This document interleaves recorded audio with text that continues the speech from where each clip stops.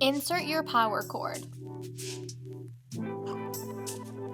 Insert your interface cable, either Ethernet or USB.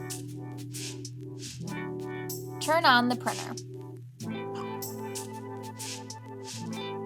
Select Menu, Media Setting, Media Source, and ensure Internal is selected if you are using rolls.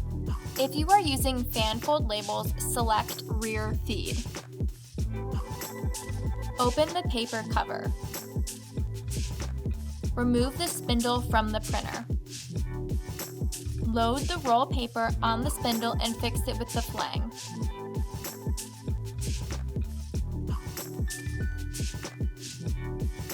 Set the spindle back into the printer and close the paper cover. Press pause. Open the paper cover.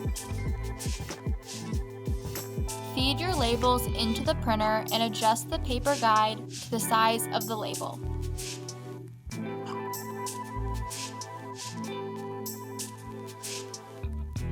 Close the paper cover. Hold down the feed button until the leading edge of the labels touch the table the printer is on. Remove the labels from the liner.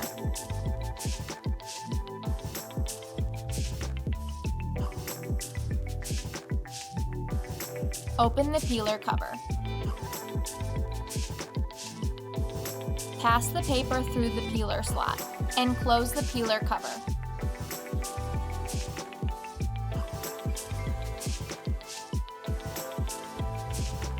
Press pause.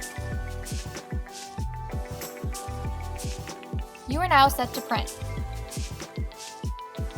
In need of accessories, ink, or labels for your Epson C6000P? Visit smithcorona.com or give us a call at 1-800-875-7000.